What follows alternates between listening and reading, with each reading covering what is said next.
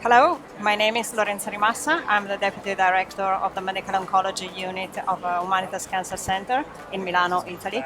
I'm going to present the results of the METIV-HCC phase 3 trial of second-line Tivantinib versus placebo in patients with MET-high hepatocellular carcinoma.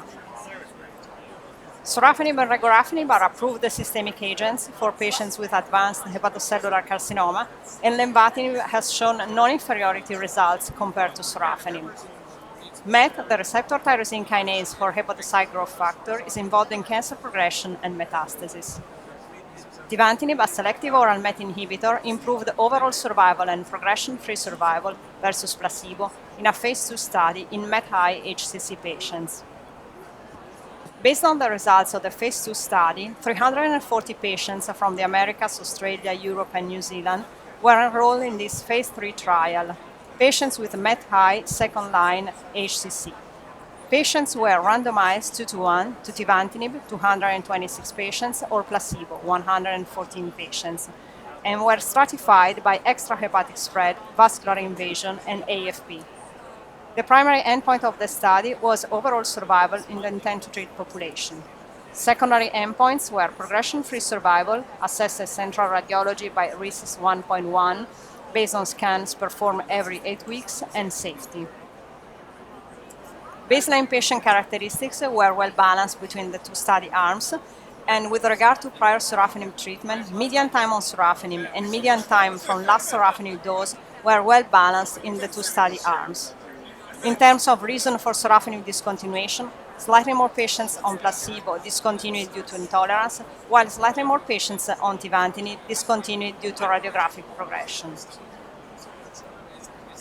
As shown in the top table, we tested 1,125 tumor samples. Half of them were MET-high overall.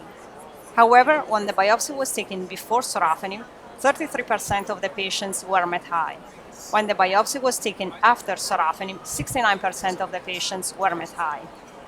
Also, MET expression intensity was very different between MET-high and MET-low patients, with a median H-score of 170 in MET-high and 90 in MET-low patients.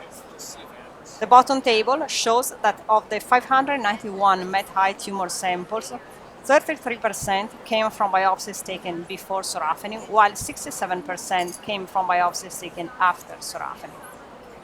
Immunohistochemistry was performed by the central lab, and a subsequent analysis by an independent lab on a subset of samples was not conclusive due to reader and assay differences, and final results are still pending.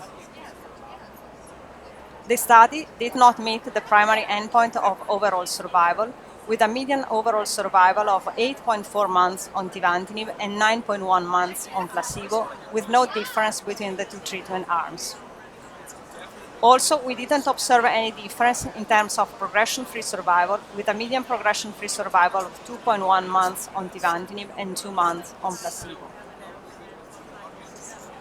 Most common adverse events were well balanced between the two study arms, with no difference in particular in terms of grade 3 or higher adverse events. In conclusion, Tivantinib at 120 mg BID did not improve survival in MET-high HCC patients who have progressed on or were intolerant to sorafenib.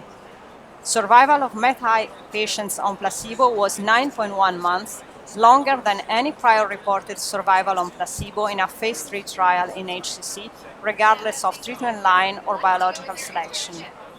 Adverse events were manageable at the final established dose of 120 mg BID. Thank you very much for your kind attention.